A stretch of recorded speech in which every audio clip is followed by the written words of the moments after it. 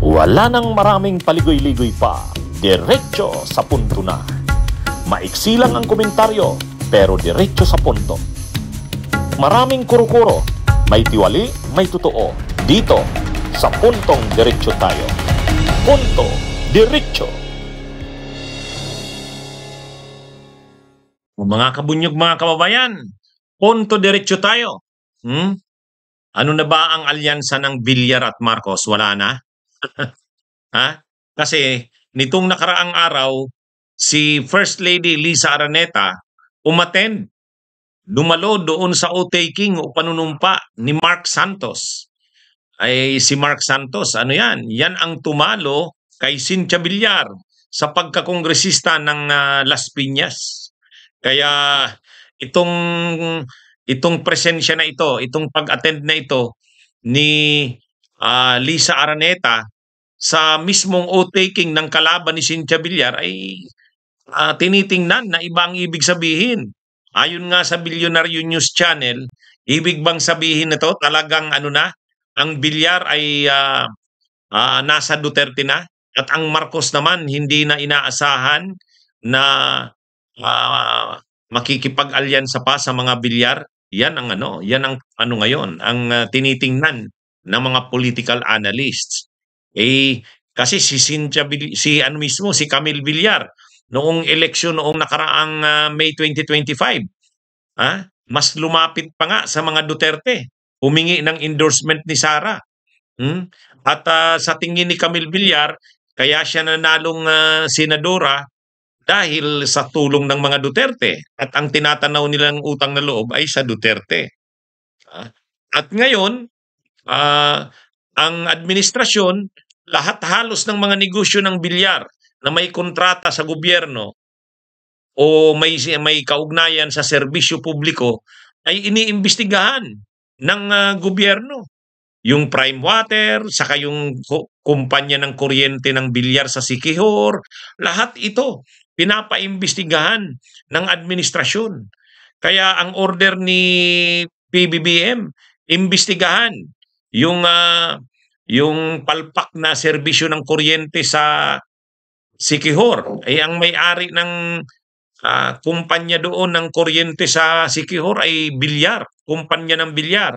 Gayon din yung Prime Water. Sa halos lahat ng lugar, nirereklamo ang Prime Water. Sa Bulacan, sa Bicol, sa lahat ng lugar halos. Nirereklamo ang palpak. Pawala-wala na nga ang serbisyo ng tubig, marumi pa, pagkatapos mahal pa. Kaya iniimbestigahan talaga ang Prime Water. So, itong mga negosyong ito ng Villar ay talagang nagiging sentro ngayon ng mga investigasyon ng mga ahensya ng gobyerno.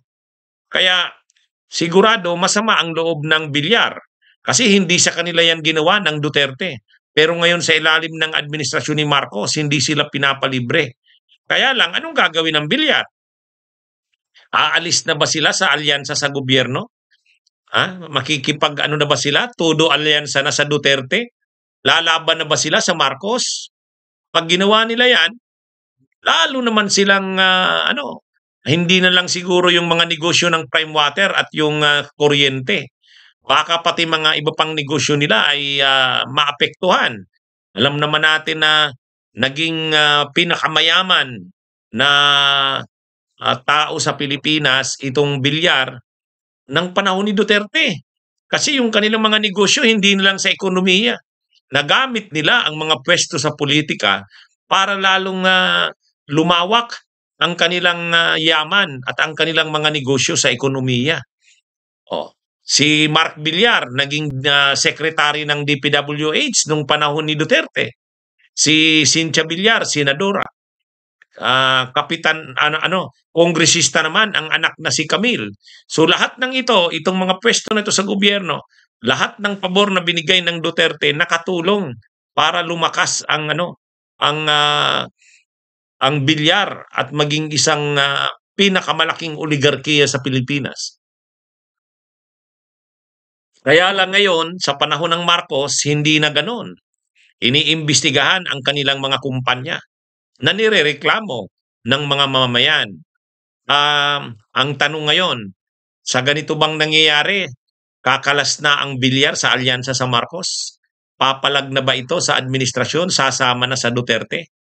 Sa ngayon kasi, parang namamangka sa dalawang ilog ang bilyar. Parang namamangka sa dalawang ilog. Kaya lang yung mga latest na mga nangyayari, tulad nitong iniimbestigahan na ng gobyerno ang mga kumpanya ng bilyar. Ito na ngang pag-attend ni Lisa Araneta sa o-taking ni Santos na kalaban ni Villar, ito na malaking insulto kay Cynthia Villar yan. Tinalo siya ng isang kaunsilor ng Las Piñas. Pero umattend pa si Lisa Araneta sa o-taking nito. So anong ibig sabihin nito? Titingnan ba ng Villar yan na talagang wala na? Sa Duterte na lang sila makikipag-alyansa. Pero pag ginawa nila yan, yun nga, yung kanilang interest naman sa ekonomiya, yung kanilang mga negosyo, kaya ba ng Villar yun?